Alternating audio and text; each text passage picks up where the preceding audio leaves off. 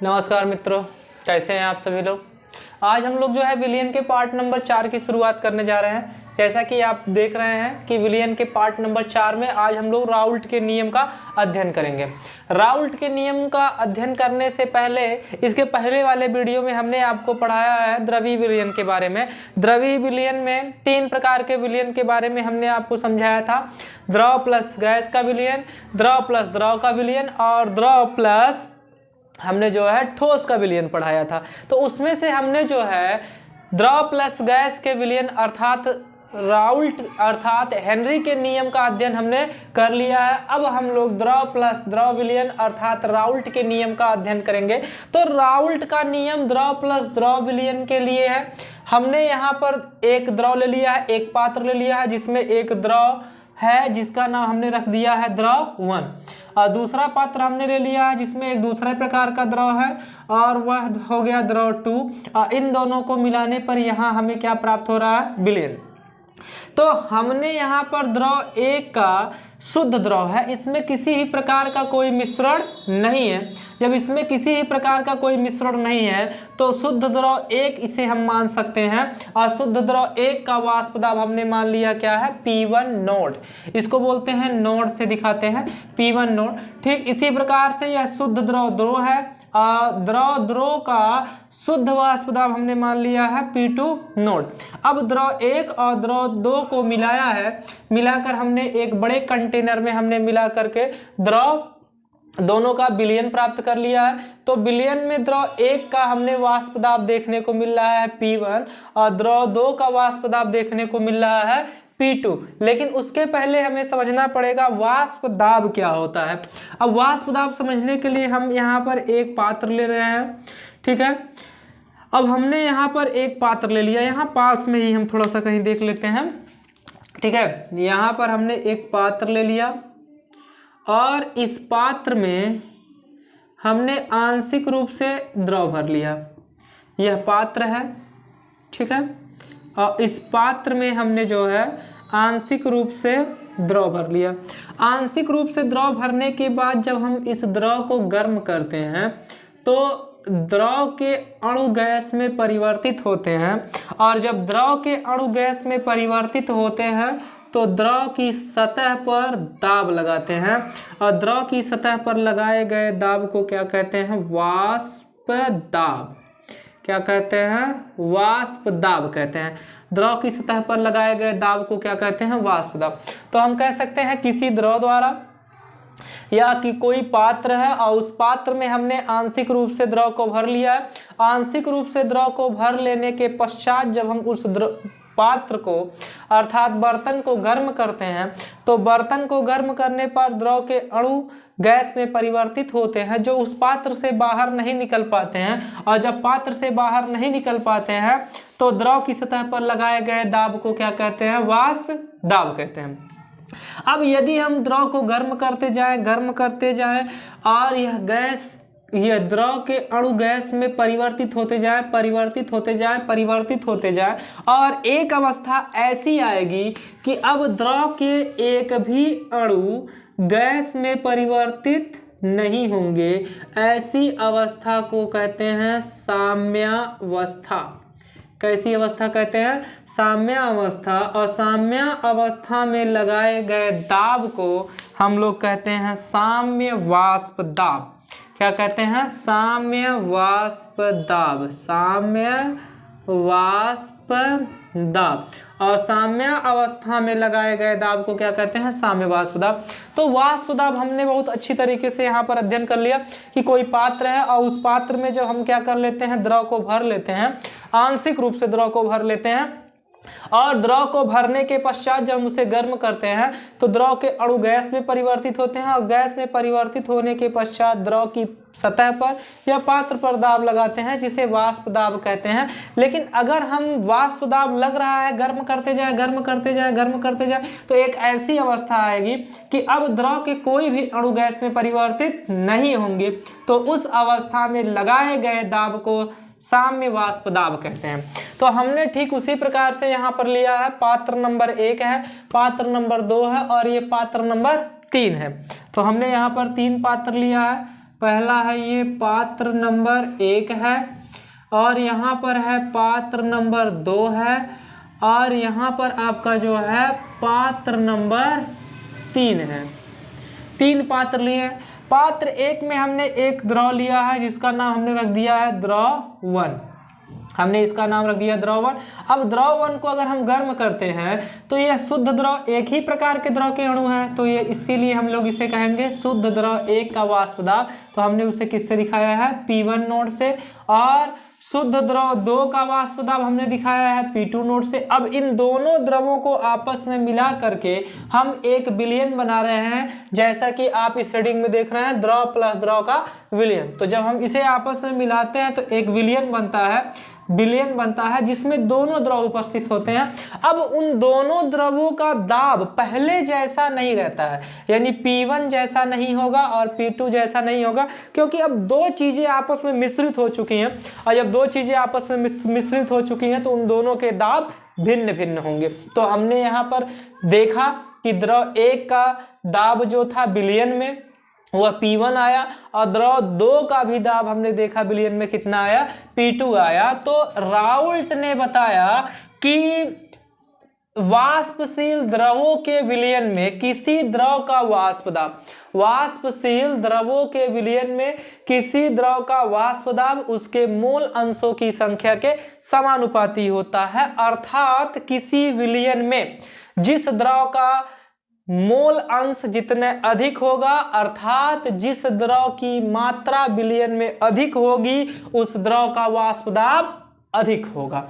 ठीक है, तो सीधी सीधी बात है कि जिस द्रव का विलयन में संख्या अधिक होगी उसका दाब अधिक होगा। अब यदि P1 द्रव 2 के मोलों की संख्या ज्यादा है तो द्रव 2 का वाष्प दाब विलयन में ज्यादा होगा।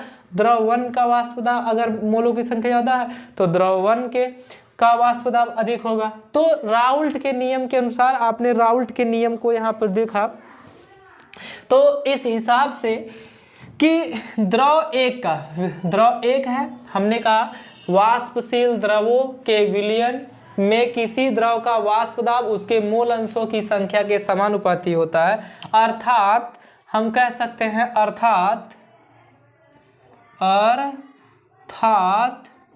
अर्थात द्रव 1 का विलयन में वाष्प दाब, द्रव 1 का विलयन में वाष्प दाब इसके मोलों की संख्या। तो मान ले रहे हैं इसके मोलों की संख्या, यानी द्रव 1 के मोलों की संख्या यहाँ पर मान ले रहे हैं कि माना, यहाँ पे थोड़ा सा आप लिख सकते हैं कि मान लेंगे, माना द्रव 1 के मोलों की संख्या, द्रव 1 के मोलों की संख्या x1 एवं द्रव 2 को हम लिख सकते हैं द्रव 2 के मोलों की संख्या, द्रव 2 के मोलों की संख्या कितनी है, x2 है। द्रव 1 के मोलों की संख्या x1, द्रव 2 के मोलों की संख्या x2 है। तो राउल्ट के अनुसार हम कह सकते हैं कि राउल्ट के अनुसार आप कह सकते हैं कि द्रव विलयन में द्रव 1 का वाष्प दाब जो होगा, विलयन 1 के लिए हम यहाँ पे लिख दे रहे हैं विलयन या द्रव 1 के लिए, ठीक है, ऐसे समझ में आ जाएगा। द्रव 1 के लिए जो विलयन में वाष्प दाब है, विलयन में वाष्प दाब को किससे दिखा रहे हैं, P1। विलयन में वाष्प दाब P1 जो है वह है द्रव 1 के मोलों की संख्या x1 या मोल अंशों की संख्या x1 के समानुपाती होगा। जब समानुपाती का चिन्ह हटेगा तो आपको मालूम है कि यहाँ पर एक नियतांक प्राप्त हो जाएगा, तो P1 इक्वल टू आपको मिलेगा P1 नोड x1। और जहाँ आप जान ही रहे हैं कि जहाँ आपको पूर्ण पहले से ही ज्ञात है कि P1 नोड इक्वल टू जो है, P1 नोड इक्वल टू शुद्ध द्रव 1 का वाष्प दाब, का वाष्प दाब, शुद्ध द्रव 1 का वाष्प दाब है, जहां पर P1 नोड जो है शुद्ध द्रव 1 का वाष्प दाब है। अब द्रव 2 के लिए अगर हम चलते हैं, द्रव 2 के लिए अगर हम द्रव 2 के लिए निकालते हैं तो द्रव 2 का विलयन में वाष्प दाब कितना है? P2 है। द्रव 2 का विलयन में वाष्प दाब है P2 और यह समानुपाती होगा द्रव 2 के मोल अंशों की संख्या X2 के। और जब समानुपाती का चिन्ह हटेगा तो P2 आपको मिलेगा P2 नोड X2, जहां पर P2 क्या है? तो P2 जो है द्रव 2 के विलयन का वाष्प दाब, यानी शुद्ध द्रव 2 का वाष्प दाब है। ठीक है, द्रव शुद्ध द्रव 2 का वाष्प दाब है। अब ये दोनों आपको प्राप्त हो गए। ठीक है, तो इसके बाद जो है यही राउल्ट का नियम है। अब राउल्ट का नियम अगर ये है तो इसको अब आगे भी कर लिख सकते हैं हम। डाल्टन के आंशिक दाब के नियम के अनुसार हम लिख सकते हैं डाल्टन के आंशिक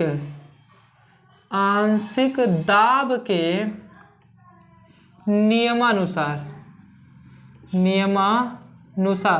डाल्टन के, देखिए एक बात आप समझ लीजिए थोड़ा सा, डाल्टन के आंशिक दाब के नियमानुसार किसी विलयन में यदि 2 द्रव उपस्थित है, उन दोनों द्रवों के वाष्प दाब, इन दोनों विलयन में दोनों द्रवों, डाल्टन के अनुसार विलयन में किसी दोनों द्रवों के वाष्प दाब कुल वाष्प दाब के क्या होते हैं? बराबर होते हैं। यानी P1 प्लस P2 जो है P टोटल यानी कुल वाष्प दाब के क्या होगा?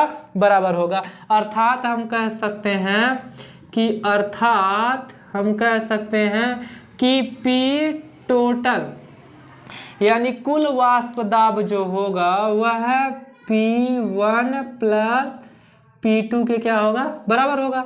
अब आपने पढ़ा है कि P टोटल, देखिए बात समझिएगा, P टोटल बराबर P1 आपने पढ़ा है P1 नोड X1 प्लस यहाँ पर हो जाएगा P2 नोड X2।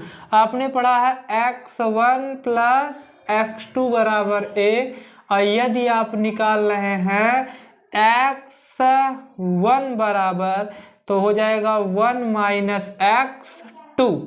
ठीक है, 1 माइनस क्या हो जाएगा? X2। तो P टोटल कुल दाब जो होगा P1 नोड X1 के जगह पर आप लिख सकते हैं 1 माइनस X2 प्लस ये हो जाएगा P2 नोड X2।